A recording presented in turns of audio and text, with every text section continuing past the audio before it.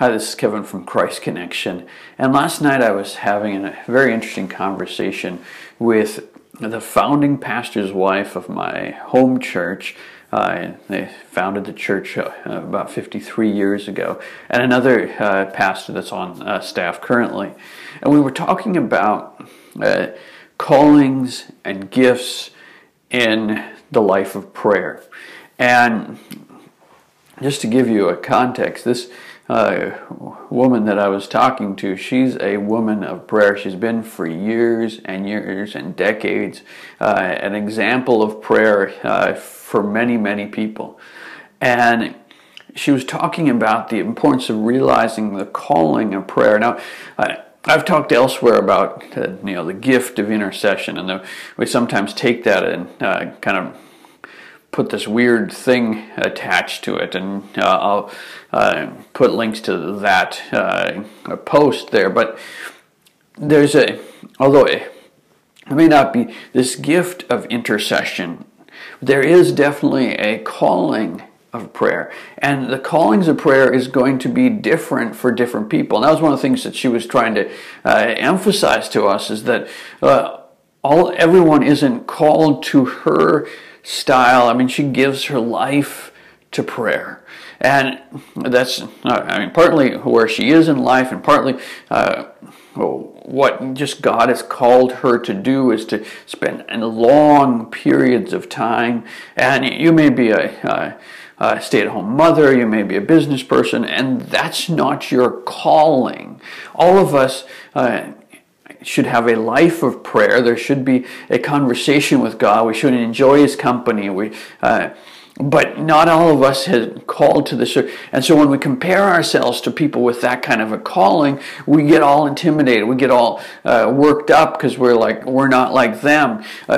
But she was encouraging us that that's not the way to look at it. She's called to that, and other people are not called to that life. But then we all still can have a life of prayer. We can enjoy Him in different ways, and I would take a step further and say there's different, even within that calling, there's different callings that people will have. Well, maybe it's a calling specifically to pray for a certain person, maybe to pray for a certain country, or maybe like one of my mentors, to pray for every country of the world by name. So there's different callings within that, and we don't compare ourselves to other people. We build the life with God that He has for us. We build that joy-filled journey and not be intimidated by other people. Build your life with God. Enjoy Him. Say, God, what do you have me to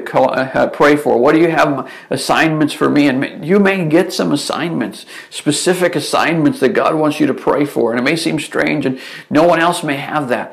That's because you're given that assignment. So I hope that's an encouragement to you, because, again, we get so intimidated by other people and their callings, but your calling is different, and your calling is unique. And don't put aside a calling. If God calls you to pray for something, don't put that aside and say, oh, I'm just going to lay that out.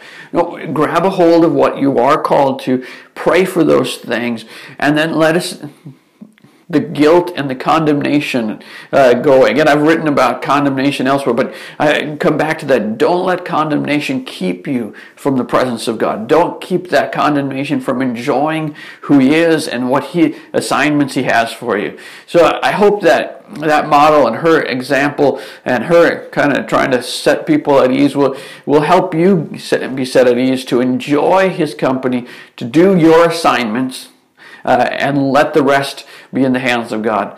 Again, I hope that's a blessing to you. This is Kevin Senapati-Ratna from Christ Connection. If you're watching this anywhere other than our website, please check us out at enjoyingprayer.com. But God bless you. Don't forget to subscribe, and have a great day.